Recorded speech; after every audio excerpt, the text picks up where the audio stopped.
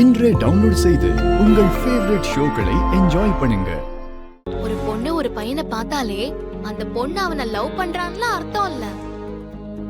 ஒவ்வொரு பையனும் தன்னை பார்க்கும் போதெல்லாம் அந்த பொண்ணு மனசுக்குள்ள ஒரு சின்ன சந்தோஷம், நம்ம அழகா இருக்கோம், அதான் எல்லாரும் நம்மளையே பாக்குறாங்கன்னு ஒரு எண்ணம் வரும். அப்படி பார்க்கும்போது தன்னைதான் பாக்குறாங்களான்னு கன்ஃபார்ம் பண்ணிக்கதான் அந்த பொண்ணு அவனை பாப்பா. ஆனா பசங்க அத காதல்னு தப்பா எடுத்துக்கிறாங்க. இது பசங்களோட தவறான புரிதல்.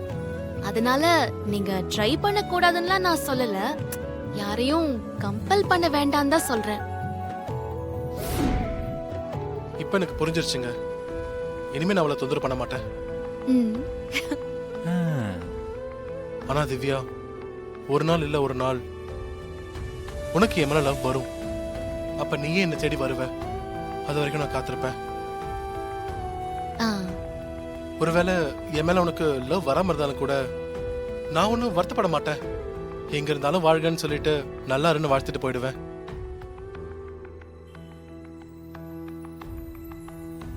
இதுக்கு மேல உன் விருப்பம் திவ்யா. இத்தனை நாள உன்னை டார்ச்சர் பண்ணதுக்கு வெரி சாரி. நான் வரேன். இது பேச்சு இப்படிதான் இருக்கணும். நிச்சயமா உங்க கனவு கை கூடுன்னு நான் வேண்டிக்கிறேன். சரி, ஓகேங்க, பாய். நானும் இன்னைக்கு ஒரு முடிவு தெரிஞ்சுக்கணும்னு தான் அந்த போன் பார்ட்டிய பார்க்க போனேன். ஆனா ரெஸ்டாரண்ட் பார்க்ல வண்டிய பார்க் பண்ணிட்டு போகும்போது அங்க ஒரு பொண்ணை பார்த்தேன். நீங்க சொல்ற ஸ்டைல பார்த்தா அந்த பொண்ணு உங்களுக்கான தேவதையா இருக்கும் போல இருக்கே. கரெக்டா சொன்னீங்கண்ணே.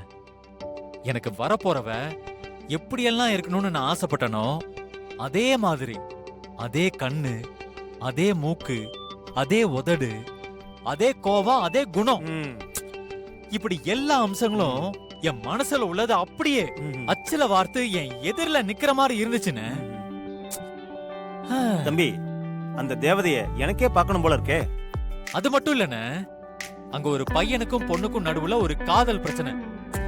அந்த பிரச்சனைய அந்த தேவதை அழகா ஹேண்டில் பண்ணி சால்வ் பண்ணா தெரியுமா? என்ன தம்பி சொல்றீங்க?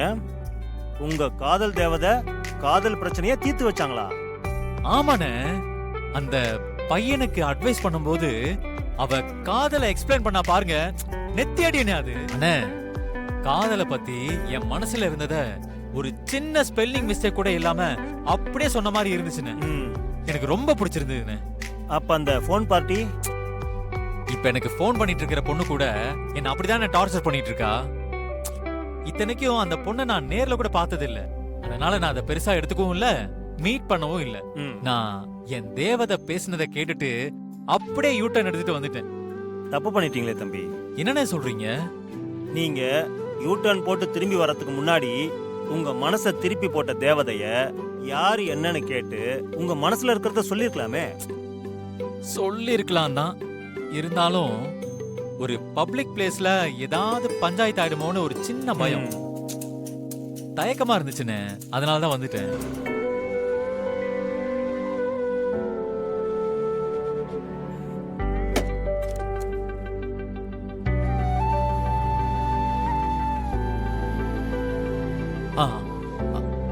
அண்ணே அண்ணே அண்ணே அண்ணே அண்ணே, சீக்கிரம் வாங்க சார்.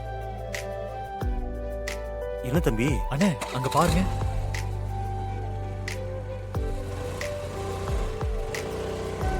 அந்த பொண்ணு தானே, அதான் நான் சொன்ன தேவதை. அந்த பொண்ணு நம்ம ராஜேந்திர பொண்ணு தானே? அப்படியா?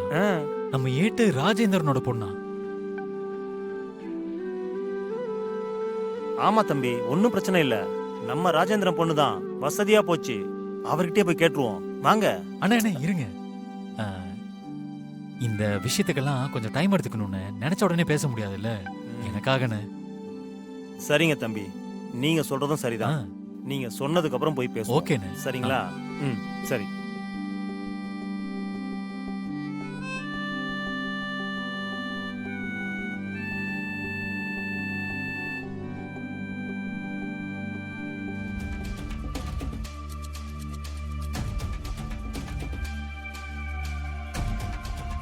எனக்கு தெரிஞ்ச வரைக்கும் இதுதாமா.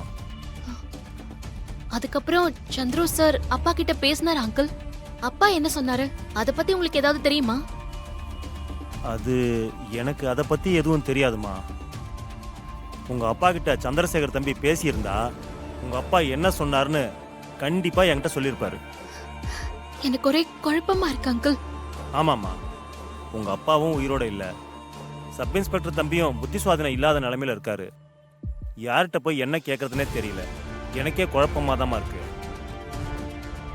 ஆனா ஒண்ணுமா, எனக்கு என்னமோ உனக்கும் அந்த சப் இன்ஸ்பெக்டர் தம்பிக்கும் கல்யாணம் நடந்திருக்கோங்கிறது சந்தேகமா தாம்மா எனக்கு இருக்கு. சரிங்க அங்கிள், தெரிஞ்ச தகவலை சொன்னதுக்கு ரொம்ப நன்றி. நான் பாத்துக்கிறேன். நான் வரேன் அங்கிள். சரிம்மா, வேற ஏதாவது உதவி எதுவும் தேவைப்பட்டா எனக்கு ஃபோன் பண்ணு. என்னால் ஆனதை நான் பண்றேன். ஏன்னா உங்க அப்பானா எனக்கு ரொம்ப பிடிக்கும். சரிங்க அங்கிள், நான் போயிட்டு வரேன். சரிம்மா. சூர்யா, மனசுக்கு ரொம்ப கஷ்டமா இருந்துச்சு. என்ன சொல்றீங்க துரை? எனக்கு ஒன்றும் புரியல. உங்க வைஃப் இப்படி பண்ணிருக்க கூடாது.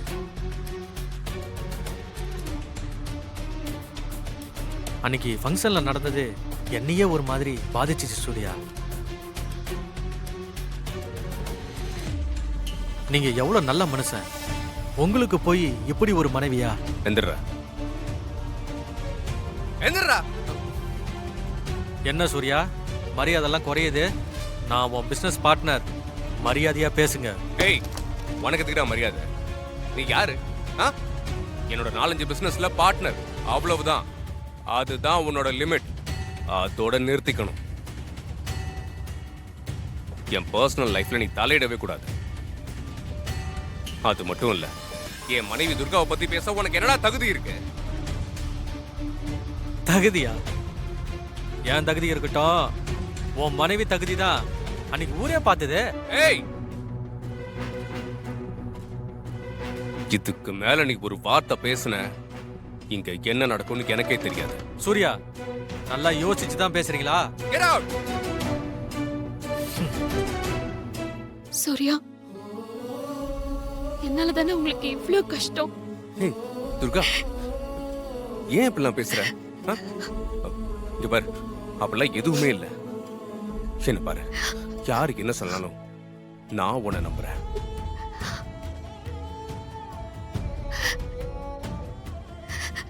சூர்யா, இப்ப சொன்னதை எனக்காக மறுபடியும் திருப்பி சொல்ல முடியுமா? துர்கா, என்ன துர்கா எப்படி கேட்டுட்டு இருக்க?